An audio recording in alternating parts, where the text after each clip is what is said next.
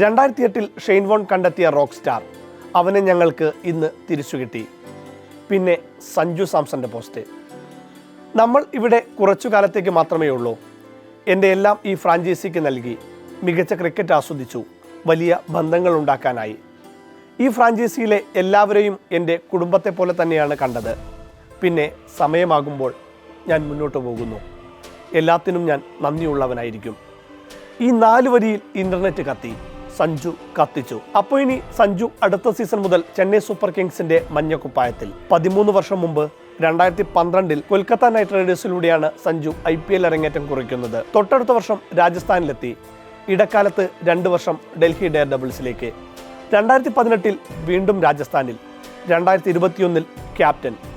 ടീമിനെ ഫൈനലിലേക്കും എത്തിച്ചു. നിലവിൽ ആയുഷ് മാത്രയും ഋതുരാജ് ഗെയ്ക്വാദുമാണ് ഓപ്പണർമാർ. ഓപ്പണർ അല്ലാതെ മറ്റൊരു പൊസിഷനിലും കളിച്ചിട്ടില്ല ആയുഷ്. അതുകൊണ്ട് ആയുഷ് ഓപ്പണറായി തന്നെ തുടരും.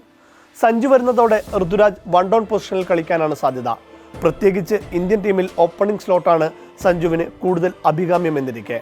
എന്നിരുന്നാലും രാജസ്ഥാന് വേണ്ടി സഞ്ജു ഏറ്റവും അധികം മത്സരങ്ങൾ കളിച്ചത് 1 ഡൗൺ പൊസിഷനിൽ ആയതിനാൽ നിലവിലെ ഓപ്പണിംഗ് തന്നെ നിലനിർത്തി സഞ്ജു മൂന്നാമനായി വരാനും സാധ്യതയുണ്ട്. മറുവശത്ത് ചെന്നൈക്കായി എല്ലാം സമർപ്പിച്ച രവീന്ദ്ര ജഡേജ രാജസ്ഥാന്റെ ക്യാപ്റ്റനായി തന്നെയാണ് പോകുന്നത്. ക്യാപ്റ്റൻസി നൽകിയാൽ ഓപ്ഷൻ നിൽക്കാതെ രാജസ്ഥാനിലേക്ക് വരാമെന്നായിരുന്നു ജഡേജയുടെ നിലപാട്.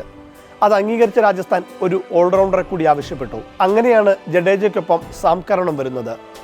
18 കോടിക്കാണ് സഞ്ജുവിനെ കഴിഞ്ഞ സീസണിൽ രാജസ്ഥാൻ നിലനിർത്തിയിരുന്നത്.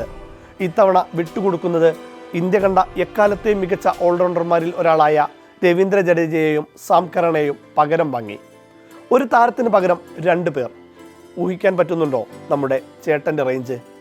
ഇനി ചെപ്പോക്കിൽ ചെന്നൈയുടെ മഞ്ഞക്കുപ്പായത്തിൽ ഹർഷാരവങ്ങളും വിസിലടികളും അകമ്പടി നൽകുന്ന സഞ്ജുവിൻ്റെ ആ വരവ്.